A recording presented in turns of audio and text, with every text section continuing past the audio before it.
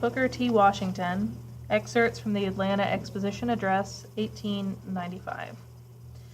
A ship lost at sea for many days suddenly sighted a friendly vessel. From the mast of the unfortunate vessel was seen a signal, "Water, water, we die of thirst." The answer from the friendly vessel at once came back, "Cast down your bucket where you are." A second time the signal, "Water, water, send us water," ran up from the distressed vessel and was answered, "Cast down your bucket where you are." The captain of the distressed vessel, at last heeding the injunction, cast down his bucket, and it came up full of fresh, sparkling water. To those of my race who depend on bettering their condition in a foreign land, or who underestimate the importance of cultivating friendly relations with the southern white man who is their next-door neighbor, I would say, cast down your bucket where you are. Cast it down in making friends in every manly way of the people of all races by whom we are surrounded. Cast it down in agriculture, mechanics, in commerce, in domestic service, and in the professions. And it is well to bear in mind that whatever other sins the South may be called to bear, when it comes to business, pure and simple, it is in the South that the Negro is given a man's chance in the commercial world.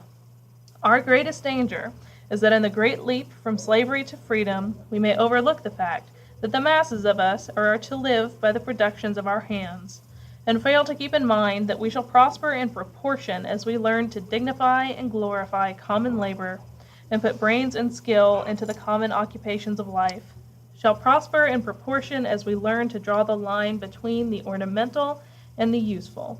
No race can prosper till it learns that there is as much dignity in tilling a field as in writing a poem.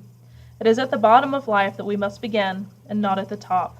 Nor should we permit our grievances to overshadow our opportunities. To those of the white race, I would repeat what I say to my own race: cast down your bucket where you are. Cast it down among the 8 millions of Negroes whose habits you know, whose fidelity and love you have tested in days when to have proved treacherous meant the ruin of your firesides. Cast down your bucket among these people who have, without strikes and labor wars, tilled your fields, cleared your forests, builded your railroads and cities.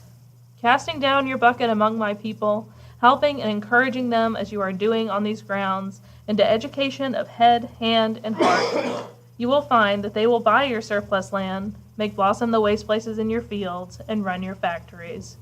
While doing this, you can be sure that you and your families will be surrounded by the most patient, faithful, law-abiding, and unresentful people that the world has seen.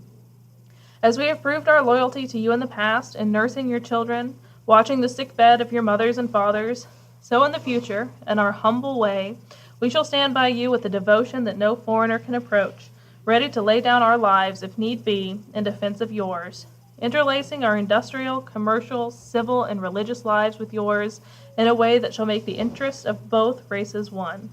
In all things that are purely social, we can be as separate as the fingers, yet one as the hand, in all things essential to mutual progress.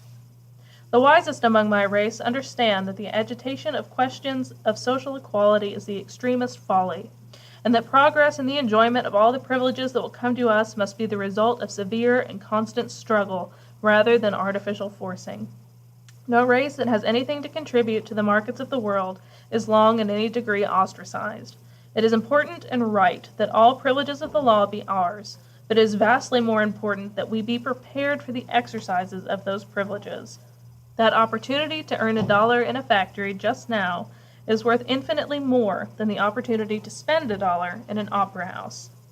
I pledge that your effort to work out the great and intricate problem which God has laid at the doors of the South, you shall have at all times the patient, sympathetic help of my race.